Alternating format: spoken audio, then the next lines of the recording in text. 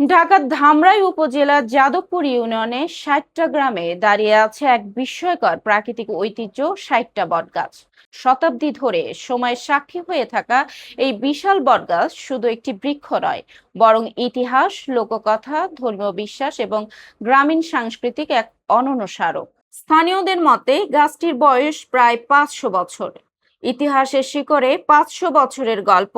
প্রচলিত জনশ্রুতি অনুযায়ী প্রায় ৫ শতাব্দীর আগে দেবীদাস বংশের পূর্বপুরুষরা পাশাপাশি একটি বটগাছ ও একটি পাকুড় গাছ রোপণ করেছিলেন। পরবর্তীতে ধর্মীয় আচার অনুষ্ঠানের মাধ্যমে এই দুটি গাছের প্রতীকী বিবাহ সম্পন্ন করা হয়। সময়ের প্রবাহে গাছ দুটি বিশাল আকৃতি ধারণ করে এবং অসংখ্য ঝুড়ি ও শিকড় বিস্তার করে কয়েক বিঘা জমি জুড়ে প্রাকৃতিক ছাউনি তৈরি করে।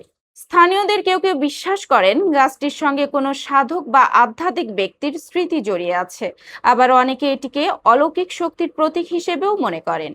এবার পূর্বপুরুষের থেকে শুনতে কিন্তু আমার বাবার কাছ থেকে আমি শুনছি এইভাবে যে এটার বয়স আনুমানিক ৫৫০ থেকে ৬০০ বছর। বট হলো মহিলা আর ওই যে পাকড় হলো পুরুষ, এই বুঝে তারা বিয়ে করে। গাছটির বিস্তৃত ঝুড়ি ও ঘন ছায়াময় পরিবেশ দর্শনার্থীদের কাছে এক রহস্যময় অনুভূতি সৃষ্টি করে।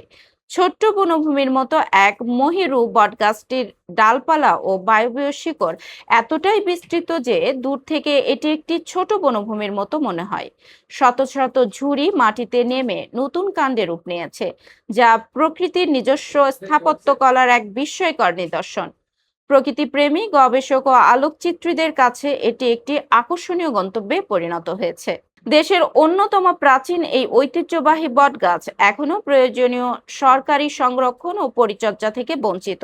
তারা মনে করেন যথাযথ উদ্যোগ নেওয়া হলে ৬০টা বটগাছ জাতীয় ঐতিহ্য হিসেবে স্বীকৃতি পেতে পারে এবং পর্যটন কেন্দ্র হিসেবেও বিকশিত হতে পারে। এলাকার অনেকে বললো এখানে একজন সনাতন ধর্মীর লোক ছিল, ওনার একটা মেয়ে ছিল সন্তান, কিন্তু ওনার ছেলে সন্তানের আশায় উনি এখানে এসে এই বট গাছ আর পাকড় গাছ দুইটারে বিয়ে দিয়েছিল ওনার। সেইখান থেকে এই এলাকার সনাতন ধর্মীরা এই গাছের এখানে পূজা করে প্রতি বছর।